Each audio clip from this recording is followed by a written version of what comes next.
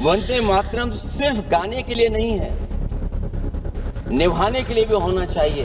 इनके विचारों से, इनके भाषणों से जब बात सुनते हैं तो ऐसा लगता है कि वंदे मातरम इन्हीं का बनवाया हुआ गाना है। सभापति महोदय, आज भी वही रास्ता कुछ लोग अपना रहे हैं। वो डिवीजन का रास्ता अपना रहे हैं, डिवाइड का रास्ता अपना रहे हैं, दरारवादी रास्ता अपना रहे हैं। वंदे मातरम सियासत के झूठे राष्ट्रवादियों के लिए नहीं है, गलत लोगों की गलत मंशा पूरा देश समझता है। वंदे मातरम सिर्फ गाने के लिए नहीं है, निभाने के लिए भी होना चाहिए। सभापति महोदय, आज हम आकलन करें, पीछे मुड़ करके देखें कि हम इस वंदे मातरम को कितना निभा रहे हैं। जिस वंदे मातरम ने आजादी के आंदोलन में सबको जोड़ा, आज के दरारवादी लोग उसी से देश को तोड़ना चाहते हैं। ऐसे लोगों ने, सभापति महोदय, ऐसे लोगों ने पहले भी देश के साथ दगा किया और आज भी कर रहे हैं। ये चर्चा तो जोड़ने का काम करेगी ना अखिलेश जी, क्योंकि आज वंदे मातरम की चर्चा, वही मैं कह रहा हूँ, वंदे मातरम में जोड़ने का ही काम करेगी। वंदे मातरम कोई दिखावा नहीं है, ना ही राजनीति का विषय है। क्योंकि सभापति महोदय, हम जब ये इनके विचारों से, इनके भाषणों से जब बात सुनते हैं तो ऐसा लगता है कि वंदे मातरम इन्हीं का बनवाया हुआ गाना है। जिन्होंने, सभापति महोदय, जिन्होंने आजादी के आंदोलन में भाग ही नहीं लिया है, वो वंदे मातरम का महत्व क्या जानेंगे। सच तो ये है कि सरफरोश लोग वंदे मातरम दिल से बोलते थे। उन आजादी के दीवानों के खिलाफ कुछ लोग अंग्रेजों के लिए जासूसी और मुखबिरी का भी काम करते थे। दरअसल ये राष्ट्रवादी नहीं बल्कि राष्ट्र विवादी लोग हैं। जहां विवाद करना हो, कभी अंग्रेज विवाद कर करके, डिवाइड कर करके, डिवीजन कर करके राज किया करते थे। सभापति महोदय, आज भी वही रास्ता कुछ लोग अपना रहे हैं। वो डिवीजन का रास्ता अपना रहे हैं, डिवाइड का रास्ता अपना रहे हैं, दरारवादी रास्ता अपना रहे हैं। इनका इतिहास खंगाला जाए कि इन्होंने आजादी के पहले और आजादी के बाद वंदे मातरम क्यों नहीं गाया। ये सभापति महोदय, आज जब हम वंदे मातरम पे इतनी चर्चा कर रहे हैं, जिस भाव से हम लोग यहाँ बैठे हैं, कम से कम ये भी खंगाला जाए इतिहास में कि वंदे मातरम कुछ लोगों ने कब गाया। उन मुखबरों से ये सवाल पूछा जाए कि स्वतंत्रता के बाद भी उन्होंने अपना गीत क्यों बनाया। उनकी एक रंगी सोच ने तिरंगा क्यों नहीं फहराया। वंदे मातरम सियासत के झूठे राष्ट्रवादियों के लिए नहीं है, गलत लोगों की गलत मंशा पूरा देश समझता है।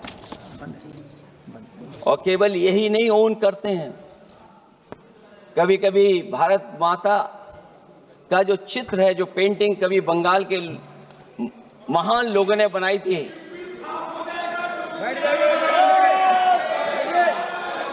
सभापति महोदय, इनको देख लीजिए और फिर बैठो। सभापति महोदय, राजभर जी आप बैठिए, आपके नेता बोल रहे हैं। सभापति महोदय, वंदे मातरम का भाव ये भी था कि कम्युनल पॉलिटिक्स नहीं चलेगी। और कम से कम हमारे उत्तर प्रदेश के साथियों ने कम्युनल पॉलिटिक्स को अंत किया है वहां पर जहां से कभी इन्होंने शुरू की थी। और सभापति महोदय, वंदे मातरम एक भाव के रूप में हमारे अंदर बसा है।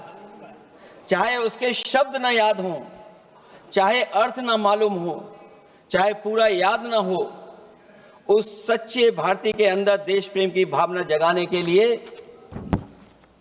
इसके दो शब्द ही काफी हैं। जो सच में देश की एकता और अखंडता चाहते हैं, जो भाईचारे को बुनियाद मानते हैं, उनके लिए दो शब्द भी पर्याप्त हैं जो इस वंदे मातरम से हमें मिलते हैं।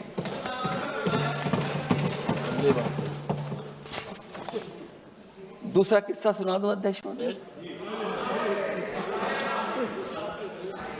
सभापति महोदय, इनका इतिहास खंगाल लीजिए, पूरा निकाल लीजिए। चुनावी सभाओं में कभी बाबा साहब भीमराव अंबेडकर जी की तस्वीर ये लोग नहीं लगाते थे। ये बात अगर सही हो तो बता दो। और ये तस्वीर कब लगाना शुरू किए? इनका एक सहयोगी साथी संगठन, जिस समय समाजवादी पार्टी और बहुजन समाज पार्टी ने मिलकर के इन्हें उत्तर प्रदेश में हरा दिया था, उसी दिन के बाद से बाबा साहब भीमराव अंबेडकर की प्रतिमा और तस्वीर लगाने लगे।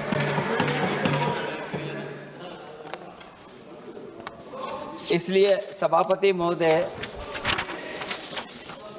ये वंदे मातरम केवल गीत नहीं है, गीत के साथ साथ आज हमें ऊर्जा भी देता है। उस समय क्रांतिकारियों को ऊर्जा मिलती थी, एकजुटता का नारा था, हम साथ लेकर के चल रहे थे सबको, और देश के सभी लोगों ने जाति धर्म को भुला करके एक साथ मिलकर के वंदे मातरम के सहारे अंग्रेजों को भगाने का लगातार कोशिश की। और अंतर्गता परिणाम ये हुआ कि जब देश जागा, वंदे मातरम के साथ साथ जय हिंद का नारा, इंकलाब जिंदाबाद का नारा लगा करके अंग्रेजों को इस देश से भगाने का काम किया। आज सभापति महोदय, जब हम चर्चा कर रहे हैं, हम कैसा देश बनाना चाहते थे और किस दिशा में हम लोग देश को ले जा रहे हैं। सभापति महोदय, मुझे अच्छा लगा कि प्रधानमंत्री जी ने वो बात याद दिलाई कि अंग्रेजों के जमाने में अगर बच्चे भी वंदे मातरम गा देते थे तो उन्हें देशद्रोही के कानून से जेल भेज दिया जाता था। आज जब हम आजाद हो गए हैं तो आज देखिए उत्तर प्रदेश में क्या हो रहा है कि जो प्राइमरी स्कूल है वो बंद किए जा रहे हैं। 26,000 से ज्यादा स्कूल बंद हो गए। और जब बच्चों को पढ़ाने के लिए हम लोगों ने जिम्मेदारी उठाई, पीढ़ी के समाज के लोगों ने जागरूक होकर के पढ़ाने की कोशिश की, तो कभी अंग्रेजों ने मुकदमा लगाया था बच्चों पर देशद्रोह का। आजादी के बाद भारतीय जनता पार्टी की सरकार ने वहां पर मुकदमे उन पे लगाए जो पढ़ने गए और जो पढ़ाने गए। तो इसलिए वंदे मातरम का भाव जो था, उसी भाव से जुड़ करके हम सब मिल करके इस देश को और मजबूत करें। यही हमारी भावना है, यही हमारी सदस्यों की भावना है। जब हम 150वें वर्ष में याद कर रहे हैं तो वहीं हम ये याद करें कि जिस भावना से वंदे मातरम को हम लोगों ने देश के सामने गा गा करके अंग्रेजों को भगा दिया, ये देश कैसे मजबूत हो, एकजुट कैसे हो, बिना भेदभाव के, और संविधान से कैसे चलें, क्योंकि ये संविधान से ही मिला हुआ हमें गीत है। इसलिए इस गीत के माध्यम से हम किसी पर टिप्पणी और किसी पर थोपने की कोशिश न करें और न किसी पे दबाव बनाने की कोशिश करें। आपका सभापति जी का बहुत बहुत धन्यवाद।